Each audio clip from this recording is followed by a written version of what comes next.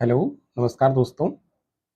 आपका ए page of history के अंदर स्वागत है। तो चलो दोस्तों, बिना किसी देरी के अपन एक करंट जो अफेयर्स है उसकी एक क्लास पढ़ लेते हैं, जिसके अंदर ध्यान रखना आपको मैं पढ़ाऊंगा आपका राष्ट्रीय और अंतर्राष्ट्रीय स्तर का जो करंट अफेयर्स है वो मैं पढ़ाने वाला हूँ।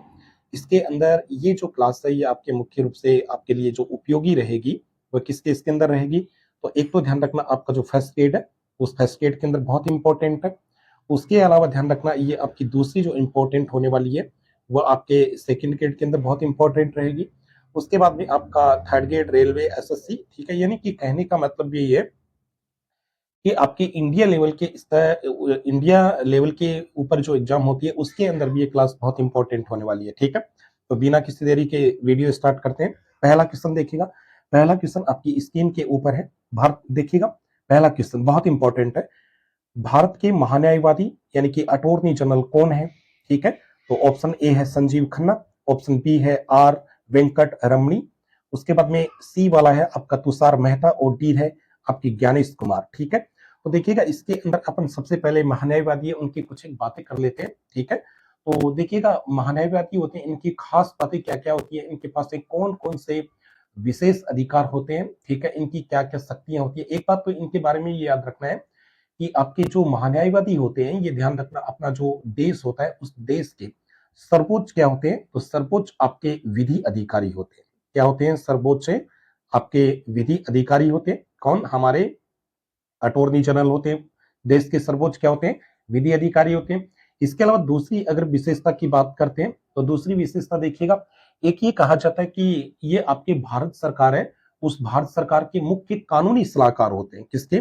भारत सरकार के क्या होते हैं? आपके मुख्य कानूनी कानूनी क्या बताए जाते हैं? आपके एडवाइजर यानी कि सलाहकार बताए जाते हैं, ओके। उसके बाद देखिएगा अगर तीसरी विशेषता की अगर बात करते हैं तो महान्यायवादी के बारे में एक ये भी बताया जाता है कि अपने जो महान्यायवादी है ये कहते हैं कि भारत सरकार के हैं वो प्राथमिक वकील होते हैं। किसके? भारत सरकार है, भारत सरकार के क्या होते हैं? प्राथमिक यानी कि पहले क्या बताए जाते हैं? वकील बताए जाते हैं। किसके? भारत सरकार के। कौन? महान्यायवादी। उसके बाद में एक विशेषता की अगर और बात करते हैं तो महान्यायवादी ये वो ध्यान रखना अपनी जो संसद है उस संसद के जो दोनों सदन होते हैं राज्यसभा व लोकसभा, उनकी जो बैठक होती है क्या होती है? आपके राज्यसभा, आपकी राज्यसभा और आपकी लोकसभा होती है, उनकी जो बैठक होती है उन बैठकों के अंदर ध्यान रखना आपका भाग लेने का अधिकार रखते हैं महान्यायवादी। इसके अलावा भारत के अंदर कहीं भी कोई भी अदालत है उसके अंदर ये सुनवाई कर सकते हैं। मजे की बात क्या है कि इनकी जो नियुक्ति है वह नियुक्ति कौन करते हैं? तो इनकी नियुक्ति ध्यान रखना आपके कौन करते हैं? भारत के जो राष्ट्रपति होते हैं उन राष्ट्रपति के द्वारा इनकी क्या की जाती है? नियुक्ति की जाती है। ये सीनियर आपके आईएएस होते हैं। और इसके अलावा एक इंपॉर्टेंट बात और बताता हूं, ये आपके राष्ट्रपति है, उन राष्ट्रपति के प्रसाद पर्यंत ही अपने पद के ऊपर क्या करते हैं? कार्य करते हैं। राष्ट्रपति चाहे तो इनको क्या कर सकता है? हटा सकता है, ठीक है। नेक्स्ट देखिएगा, अगली एक विशेषता की और बात करें तो ध्यान रखना इनको अपनी जो संसद उस संसद के किसी भी सदन के अंदर ये बोलने का क्या रखते हैं? अधिकार रखते हैं, ठीक है। कौन रखते हैं बोलने का अधिकार? तो महान्यायवादी बोलने का अधिकार रखते हैं, ठीक है। लेकिन मजे की बात क्या है, सबसे अगर बात करें तो एक ये भी बताया जाता है कि ये आपके जो कैबिनेट मंत्रिमंडल होता है क्या होता है? आपका केंद्रीय जो मंत्रिमंडल होता है, मंत्रिमंडल, ठीक है ना। उस मंत्रिमंडल के, और ये क्या नहीं होते हैं? मंत्रिमंडल के सदस्य नहीं होते, लेकिन उसके उपरांत उपरांत भी ये अपनी जो संसद है वो संसद के दोनों सदनों के अंदर बोलने का अधिकार रखते हैं, ठीक है। उनकी जो बैठक है उस बैठक के अंदर ये भाग ले सकते हैं, ठीक है। इसके अलावा एक और इंपॉर्टेंट बात महान्यायवादी के बारे में वो ये है कि ये राष्ट्रपति है ना, ठीक है। महान्यायवादी अपने जो देश के राष्ट्रपति होते हैं उन राष्ट्रपति को क्या दे सकता है? आपकी सलाह भी दे सकता है। क्या दे सकता है?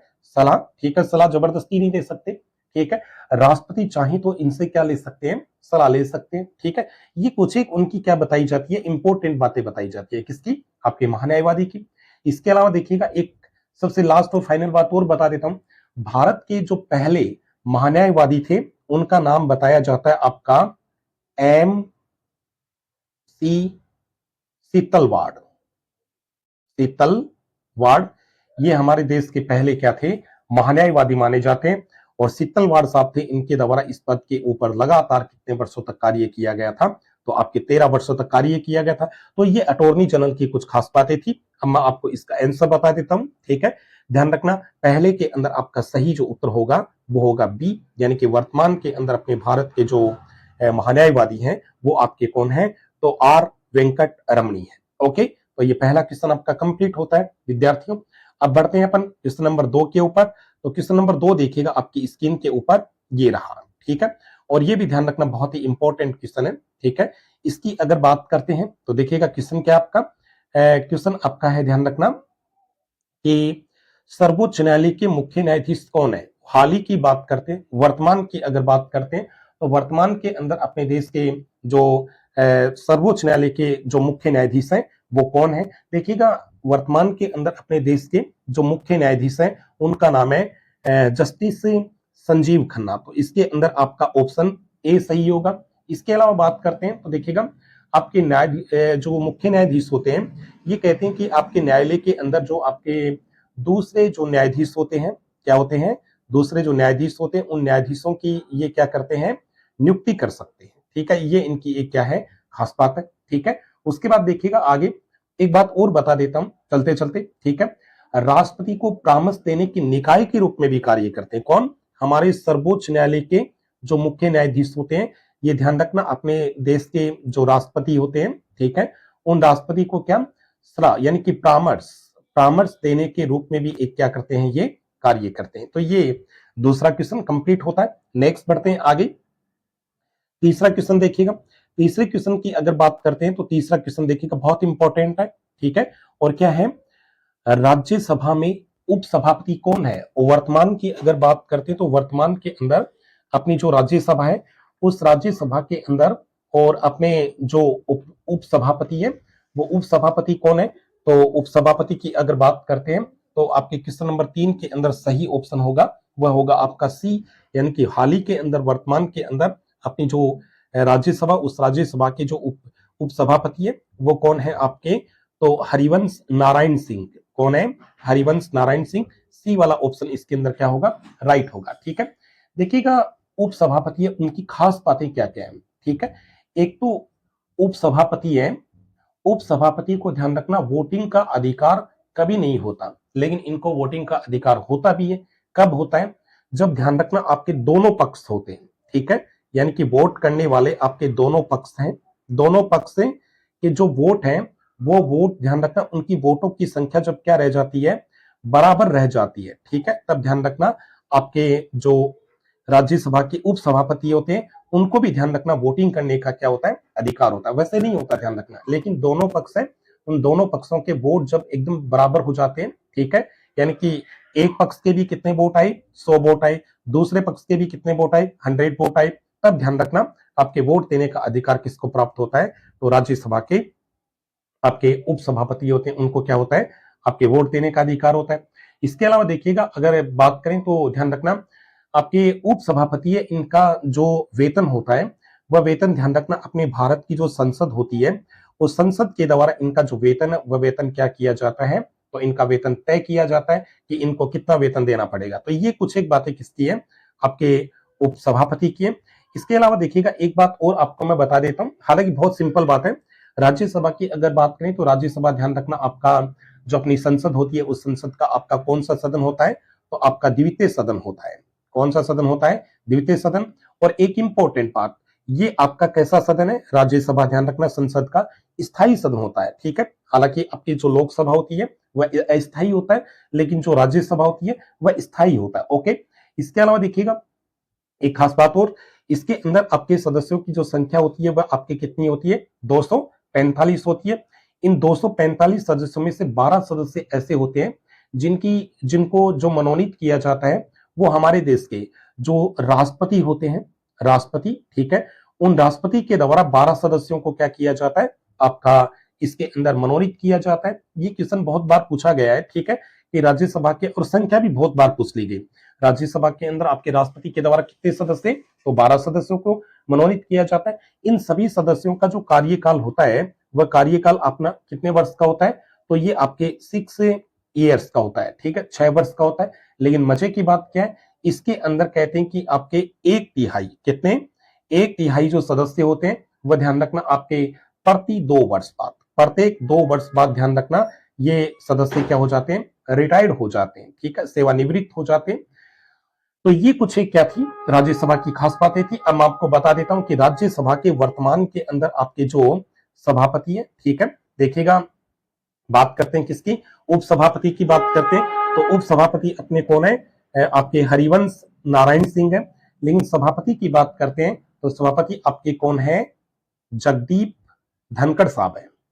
कौन है, जगदीप धनखड़ साहब है, ठीक है। और मजे की बात क्या है, ये जो अपने उपराष्ट्रपति साहब है जगदीश धनखड़ साहब है, ये हमारे कहाँ के रहने वाले हैं, ये हमारे जेजेएन के रहने वाले, झुंझुनू के रहने वाले हैं, ठीक है। यहाँ के मूल निवासी हैं, झुंझुनू पड़ता अपने राजस्थान के अंदर। ओके, चलिएगा देखिएगा अगले तीसरे नंबर की, तीसरा कंप्लीट होता है।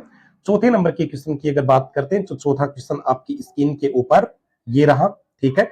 और चौथा क्वेश्चन देखिएगा क्या है, प्रधानमंत्री के प्रधान सचिव कौन है। अपने देश के जो प्रधानमंत्री है उन प्रधानमंत्री के जो आपके क्या है, प्रधान सचिव है, मुख्य सचिव है, वह आपके कौन है। तो ध्यान रखना इसका सही जो उत्तर होगा 4 के अंदर वो आपका होगा ए, ठीक है, प्रमोद कुमार मिश्रा। प्रमोद कुमार मिश्रा है, वह हमारे जो मोदी साहब हैं उन मोदी साहब के ध्यान रखना क्या बताए जाते हैं, तो आपके प्रधान सचिव बताए जाते हैं।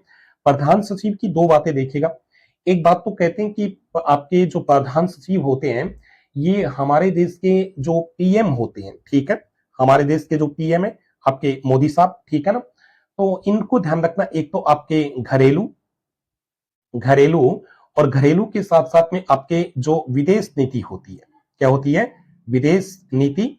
इन विदेश नीति के मामलों के अंदर और अपने प्रधानमंत्री को क्या देते हैं, सलाह देते हैं, ठीक है। उनको उनको बताते कि भाई ऐसा करना चाहिए, ऐसा नहीं करना चाहिए, मानना नहीं मानना वो उनके ऊपर क्या करता है, डिपेंड करता है, ठीक है। तो एक तो ये बात आप लोगों को याद रखनी है। दूसरी बात अगर बात करें तो ध्यान रखना जो प्रधान सचिव होता है, ये प्रधान सचिव ध्यान रखना देश के प्रधानमंत्री का सबसे क्या होता है, करीबी व्यक्ति माना जाता है, सबसे करीब का व्यक्ति माना जाता है, बहुत नजदीकी वाला व्यक्ति माना जाता है। और इसके साथ साथ में बहुत ही क्या माना जाता है, तो आपके भरोसेमंद व्यक्ति माना जाता है, ठीक है। ये कौन होते हैं, तो ये ध्यान रखना आपके सीनियर कौन होते हैं, आईएएस होते हैं, ठीक है। तो चौथा जो क्वेश्चन होगा इसका सही जो आंसर होगा वह सही आंसर क्या होगा आपका ए, यानी कि वर्तमान के अंदर अपने देश के क्या है, प्रधानमंत्री के जो मुख्य सचिव है उनका नाम क्या है, प्रमोद कुमार मिश्र। चौथा कंप्लीट। पांचवा देखिएगा, पांचवी क्वेश्चन की अगर बात करते हैं दोस्तों, तो पांचवा क्वेश्चन आपकी स्क्रीन के ऊपर ये रहा, ठीक है। देखिएगा, निम्नलिखित में से नीति आयोग के उपाध्यक्ष कौन है। नीति आयोग की बात करते हैं तो नीति आयोग के जो उपाध्यक्ष है वह उपाध्यक्ष ध्यान रखना आपके कौन बताए जाते हैं। 5 के अंदर सही उत्तर होगा आपका ए, यानी कि कौन है, तो आपके डॉक्टर सुमन बेरी है। कौन है, सुमन बेरी है। ये हमारे देश के वर्तमान के अंदर जो नीति आयोग है उस नीति आयोग के क्या माने जाते हैं, उपाध्यक्ष माने जाते हैं, ठीक है। देखिएगा, नीति आयोग की बात करते हैं तो इसका सही उत्तर क्या है आपका ए। अब ये कहते हैं कि अपने भारत देश के जो पीएम होते हैं, प्रधानमंत्री होते हैं, वह जो आपका नीति आयोग है उस नीति आयोग के कैसे अध्यक्ष होते हैं, तो उसके ध्यान रखना पदेन अध्यक्ष बताए जाते हैं। कैसे अध्यक्ष बताए जाते हैं, पदेन अध्यक्ष बताए जाते हैं। और नीति आयोग का जो मुख्यालय है, ये मुख्यालय आपका कहां पर है, तो मुख्यालय आपका नई दिल्ली के अंदर स्थित है। इसका नीति आयोग का मुख्यालय कहां पर है, तो नई दिल्ली के अंदर है। उसके अलावा देखिएगा, अगर नीति आयोग है, नीति आयोग के अगर नाम की बात करते हैं कि इसका वास्तव में पूरा नाम क्या है, सही नाम क्या है इसका, तो नीति आयोग का पूरा नाम है आपका राष्ट्रीय भारत परिवर्तन परिवर्तन संस्थान। ये नीति आयोग का पूरा क्या बताया जाता है, नाम बताया जाता है, ठीक है।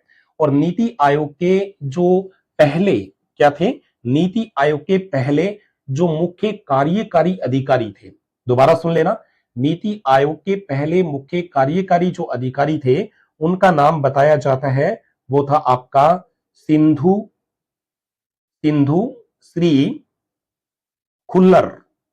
कौन थे, सिंधु श्री खुल्लर बताए जाते हैं। ओके, तो 5 नंबर कंप्लीट होता है। नेक्स्ट देखिएगा, अगर छठे क्वेश्चन की अगर बात करते हैं तो छठा क्वेश्चन देखिएगा, छठा क्वेश्चन भी अपनी स्क्रीन के ऊपर आ चुका है। और छठे क्वेश्चन की अगर बात करते हैं, देखिएगा, निम्नलिखित में से राष्ट्रीय महिला आयोग के अध्यक्ष कौन है? राष्ट्रीय महिला आयोग है, उसके वर्तमान के अंदर अध्यक्ष कौन है? तो इसका सही जो उत्तर होगा 6 के अंदर वो होगा आपका ए। ठीक है, विजय किशोर है, विजय किशोर, ध्यान रखना, वर्तमान के अंदर राष्ट्रीय महिला आयोग के क्या है? अध्यक्ष बताए जाते हैं। ठीक है, राष्ट्रीय महिला आयोग है, इसका जो गठन किया गया, ये बनाया गया था, ये बनाया गया था, ध्यान रखना, आपका 31 जनवरी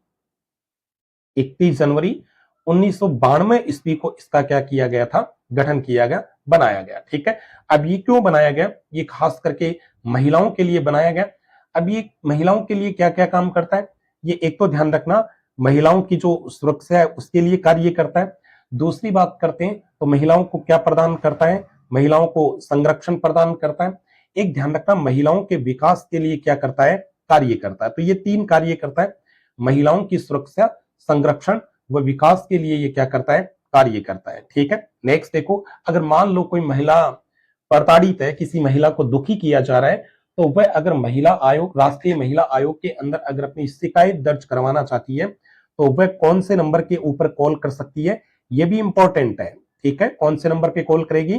तो ध्यान रखना, आपका 011 यानी 111। ठीक है, उसके बाद ध्यान रखना आपके 23219750, इसके ऊपर कोई भी महिला राष्ट्रीय महिला आयोग के अंदर कॉल करके अपनी शिकायत क्या करवा सकती है? दर्ज करवा सकती है। ठीक है, तो प्यारे मित्रों, आपका छठा जो क्वेश्चन है उसके अंदर सही जो आंसर होगा वो होगा आपका ए। चलो नेक्स्ट देखिएगा आगे, 7 नंबर की क्वेश्चन की अगर बात करते हैं तो 7वां क्वेश्चन आपकी स्क्रीन के ऊपर ये रहा, देखिएगा, 19 फरवरी 2025 को देश के 26वें मुख्य चुनाव आयुक्त को नियुक्त किए गए हैं। ठीक है, यानी कि हाल ही के अंदर, वर्तमान के अंदर अपने देश के जो चुनाव आयोग हैं, मुख्य चुनाव आयुक्त हैं, वो कौन है? तो इसका सही जो उत्तर होगा वह होगा आपका, ध्यान रखना, सी। क्या होगा? आपके ज्ञानेश कुमार है, वो हाल ही के अंदर, वर्तमान के अंदर अपने क्या है? तो वो मुख्य चुनाव आयुक्त है। और ये ध्यान रखना कौन से नंबर के हैं? तो ये 26वें नंबर के क्या माने जाते हैं? आपके मुख्य चुनाव आयुक्त माने जाते हैं। इनके मुख्य कार्य की अगर बात करते हैं तो ध्यान रखना, देश के अंदर आपके स्वतंत्र रूप से और निष्पक्ष रूप से क्या है? स्वतंत्र और आपके निष्पक्ष रूप से क्या करवाना होता है? तो चुनाव करवाना इनका क्या माना जाता है? मुख्य कार्य। चाहे वह किसी के भी चुनाव हो, सारे जितने भी चुनाव होते हैं वो सारे के सारे आपके कौन करवाते हैं? तो मुख्य चुनाव आयुक्त है, इनकी देखरेख में क्या होते हैं कि आपके चुनाव करवाए जाते हैं। और देखिएगा, एक बात और बताता हूं, आपके मुख्य चुनाव आयुक्त होते हैं, इनके अगर कार्यकाल की बात करते हैं कि मुख्य चुनाव आयुक्त भैया, इनका जो कार्यकाल है वह कार्यकाल कितने वर्ष का होता है? तो इनका कार्यकाल होता आपका 6 वर्ष का होता है। ठीक है, ये कोई जरूरी नहीं है कि 6 वर्ष। ठीक है, 6 वर्ष और क्या होता है? 65 वर्ष की आयु। ठीक है, अगर वो 6 वर्ष से मान लो कि उनको नियुक्त किया गया, आपका ये नियुक्त करने के बाद में वो मान लो 1 साल बाद में अगर 65 वर्ष के हो जाते हैं तो उनको रिटायर होना पड़ेगा। तो इसका मतलब क्या हुआ? उनका कार्यकाल या तो 6 वर्ष होता है या आपका कितना होता है? 65 वर्ष होता है। ओके, तो इसके अंदर सही उत्तर आपका क्या है? सी। ओके, बहुत इंपॉर्टेंट है, कई बार पूछा जाता है आपके मुख्य चुनाव आयुक्त कौन है, तो याद रखना है। चलिएगा नेक्स्ट देखिएगा आगे, क्वेश्चन नंबर अगर 8 की बात करते हैं तो क्वेश्चन नंबर 8 आपकी स्क्रीन के ऊपर ये रहा, किस भारतीय महिला पत्रकार को time woman time woman person of the year 2025 चुना गया? बहुत इंपॉर्टेंट, बहुत इंपॉर्टेंट है। अगर 8 नंबर के क्वेश्चन की अगर बात करते हैं तो बहुत इंपॉर्टेंट है और इसका सही जो उत्तर होगा वह होगा, ध्यान रखना, आपका सी, पूर्णिमा देवी बर्मन।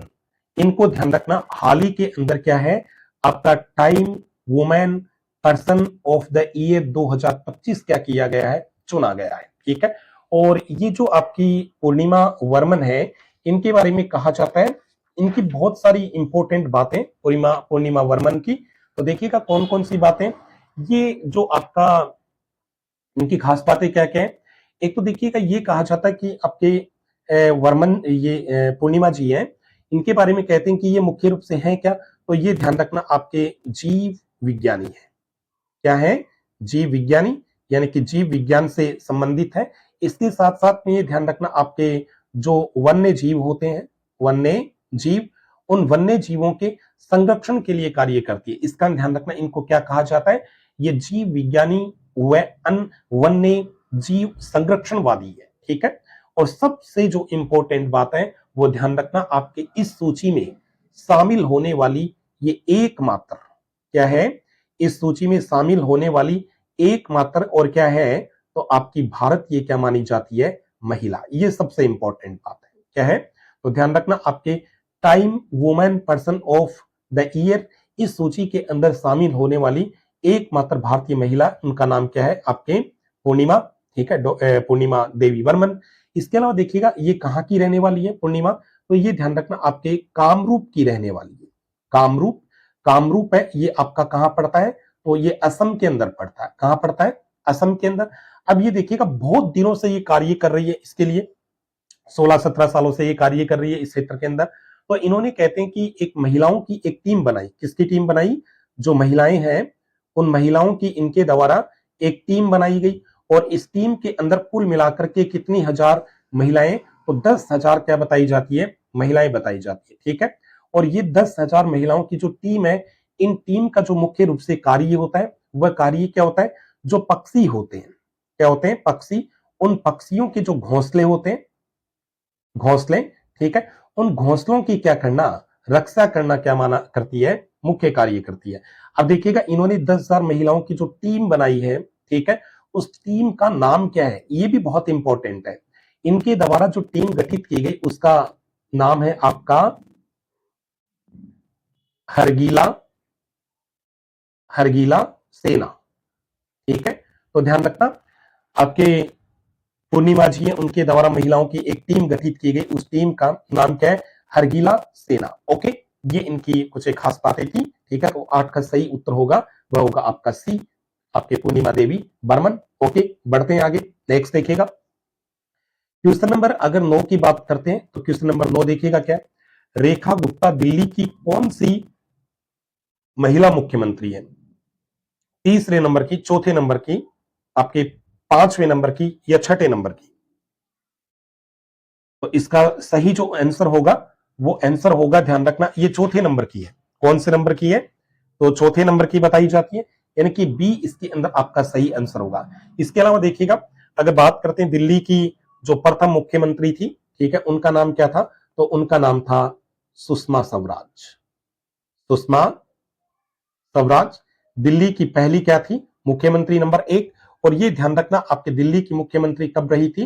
तो 1998 ईस्वी के अंदर रही। और केवल केवल कितने दिन के लिए बनी थी? तो आपके 52 दिनों के लिए ये आपके दिल्ली की क्या रही? मुख्यमंत्री। नंबर 2 की अगर बात करते हैं, तो दिल्ली की दूसरी जो मुख्यमंत्री थी, उनका नाम क्या था? शीला दीक्षित। शीला दीक्षित था। और शीला दीक्षित थी, ये कहते हैं कि आपके 1998 ईस्वी से लेकर के और 2013 तक दिल्ली की क्या रही? मुख्यमंत्री। सबसे लंबा कार्यकाल था इनका। अगर तीसरे की बात करते हैं, नंबर 3 थी, वो कौन थी? तो तीसरी का नाम था आतिशी, आतिशी मारलेना, मारलेना सिंह। ठीक है, आतिशी मारलेना सिंह, ये तीसरे नंबर की थी। और इनका जो कार्यकाल था, ये ध्यान रखना, आपका 2025 के अंदर, 2025 के अंदर कुछ दिनों के लिए रहा था। इनको ध्यान रखना, 24 से आपका दिसंबर दिसंबर 2024 के अंदर इनको बनाया गया था। और इनका कार्यकाल रहा था फरवरी 2025 तक। इनका क्या रहा था? कार्यकाल रहा था। क्या रहा था?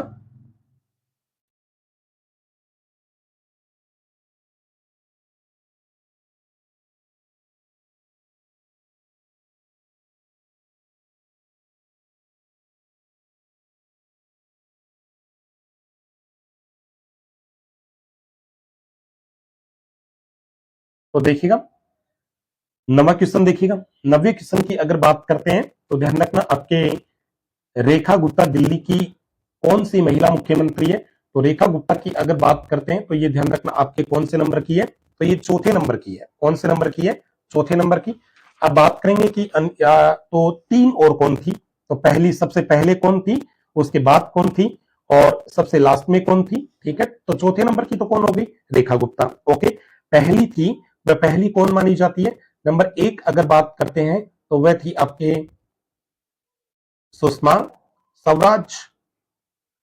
ओके, दूसरी थी, उनका नाम बताया जाता है शीला दीक्षित। शीला दीक्षित।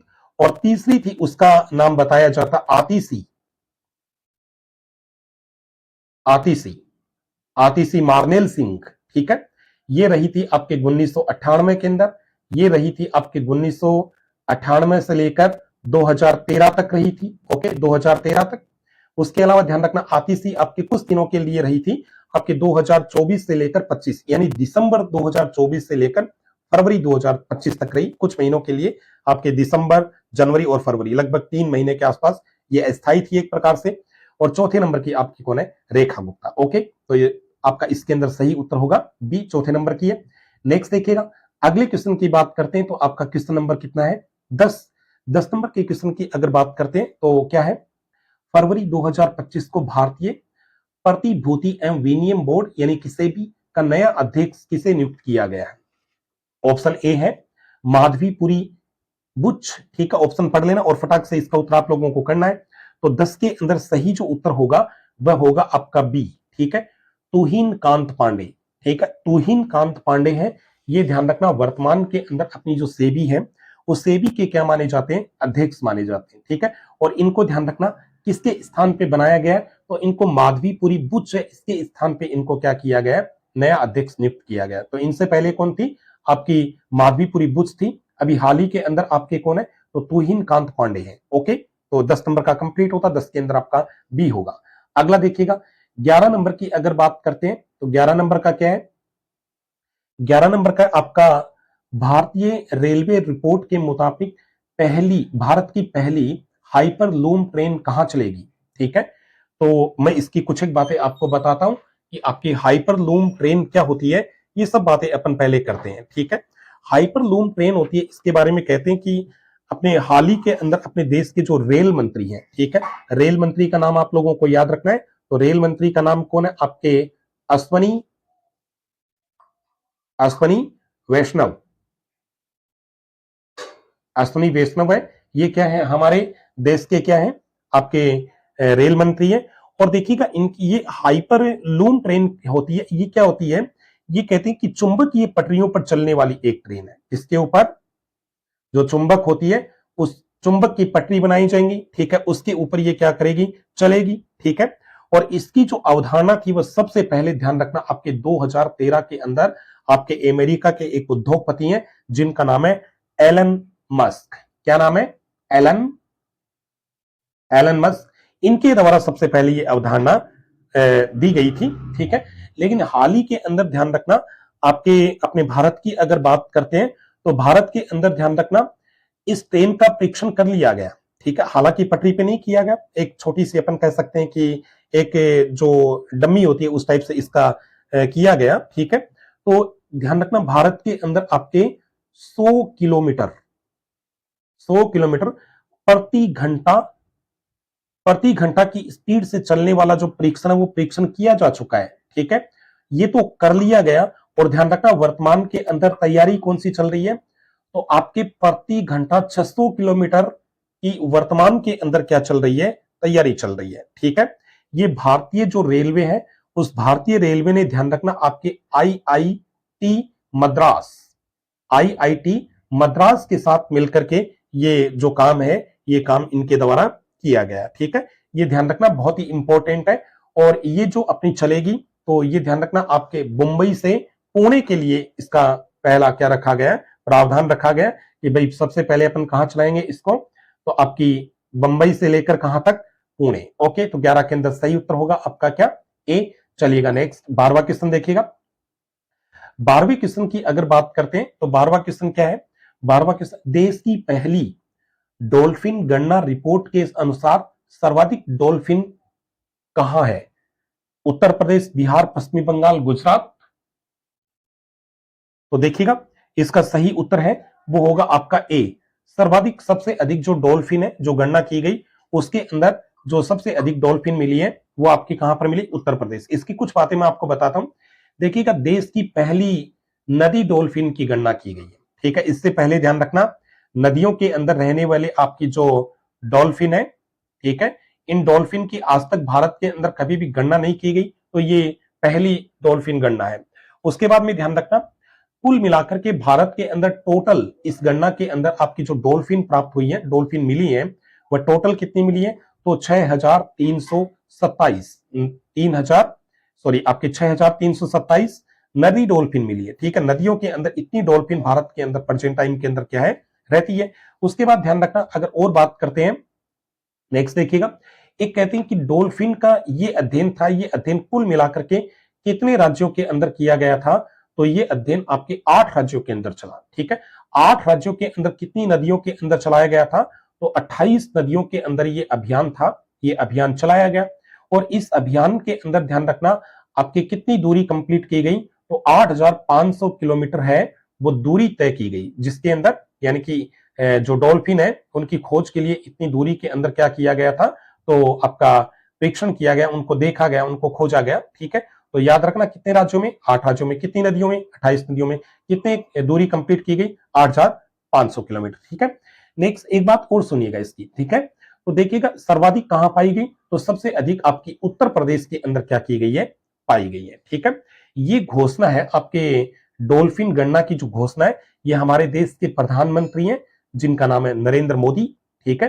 तो मोदी साहब के द्वारा ये जो घोषणा है यानी कि डॉल्फिन गणना की जो रिपोर्ट थी, ये रिपोर्ट इनके द्वारा कहां पर दी गई, गिर नेशनल पार्क।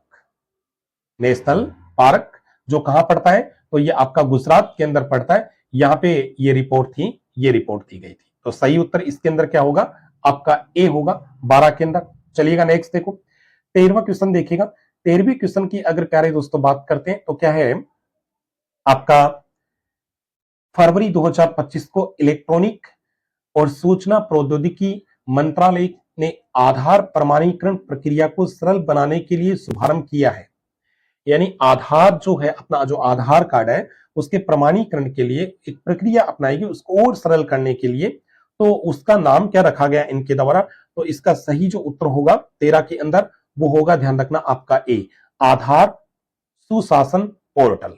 क्या है, आधार सुशासन पोर्टल। इससे क्या इजी हो जाएगा, तो ध्यान रखना इसका मुख्य रूप से उद्देश्य क्या है, जीवन व आजीविका, जीवन व आजीविका की सुविधा को बढ़ावा देने के लिए ये क्या किया गया है, ये कार्य किया गया। ओके, तो 13वां कंप्लीट होता है। उसके बाद देखिएगा, अगर 14 नंबर की बात करते हैं तो 14 देखिएगा कौन सा है, 14 है आपका, 14 नंबर का देखिएगा 1974 व 1998 के पोखरण परमाणु परीक्षण में अपना अहम योगदान देने वाले किस वैज्ञानिक का हाल ही में निधन हो गया। भारत सरकार के द्वारा ध्यान रखना 2 बार परमाणु परीक्षण किया गया, एक किया गया आपके ध्यान रखना 1974 में और एक किया गया आपके 1998 के अंदर, ठीक है। तो इस दौरान सबसे अहम भूमिका निभाने वाले अपने जो डॉक्टर साहब थे, ठीक है, कौन से वैज्ञानिक थे जिनका जिनका हाल ही के अंदर निधन हो गया। तो 14 के अंदर आपका सही जो उत्तर होगा वह सही उत्तर ध्यान रखना आपका क्या होगा, तो इसके अंदर सही उत्तर होगा आपका B. Okay, R doctor R Chidambaram, ठीक है। कहने का मतलब आपके राजगोपाला चिदम्बरम। ओके, अब एक बात बताता हूं, 1974 ईस्वी के अंदर जो परमाणु परीक्षण किया गया था उसका नाम रखा गया था smiling smiling Buddha, smiling Buddha, ठीक है। ये तो 1974 वाला था, उसका था। अब बात करते हैं कि 1998 के अंदर जो परीक्षण किया गया था उसका जो नाम रखा गया था वह था आपका पोखरण, पोखरण सेकंड। ओके, और पोखरण है, ये पोखरण ध्यान रखना आपका कहां पड़ता है, तो एक जिला है जैसलमेर, जैसलमेर। और जैसलमेर कहां पड़ता है, राजस्थान के अंदर पड़ता है। तो पोखरण कहां पड़ता है, तो ये आपके राजस्थान के अंदर पड़ता है, जैसलमेर जिले के अंदर, ठीक है। नेक्स्ट देखिएगा, अगले क्वेश्चन की अगर बात करते हैं तो 15 नंबर का जो क्वेश्चन है वह 15 नंबर का क्वेश्चन है, उसकी बात करते हैं। तो 15 नंबर का देखिएगा क्या है, विश्व आर्द्र भूमि दिवस जो कब मनाया गया, वो आपके 2 फरवरी 2025 को ये मनाया गया। वो देश के कितने नए स्थलों को रामसर स्थलों की सूची में शामिल किया गया। कहने का मतलब सीधा सा है कि रामसर जो साइट है उसके अंदर कितने जो नए स्थल है वो जोड़े गए, 4, 10, 18 तो आपके 7। तो इसके अंदर सही जो उत्तर होगा वह होगा आपका 4। कितने जोड़े गए हैं, 4 स्थल उनको क्या किए गए हैं, जोड़े गए, 4 स्थलों को जोड़ा गया। अब ये 4 स्थल जो आपके जोड़े गए हैं ये कौन कौन से हैं, ठीक है। तो इसके अंदर प्यारे विद्यार्थियों एक जो स्थल है उसका नाम है आपका सक्करकोटई। ये सक्करकोटई ये पक्षी अभ्यारण्य है जो आपका कहां पड़ता है, तो ये आपका तमिलनाडु में है। कहां पर है, तमिलनाडु के अंदर पड़ता है। तो ये एक तो ये जोड़ा गया। दूसरे की अगर बात करते हैं तो उसका नाम है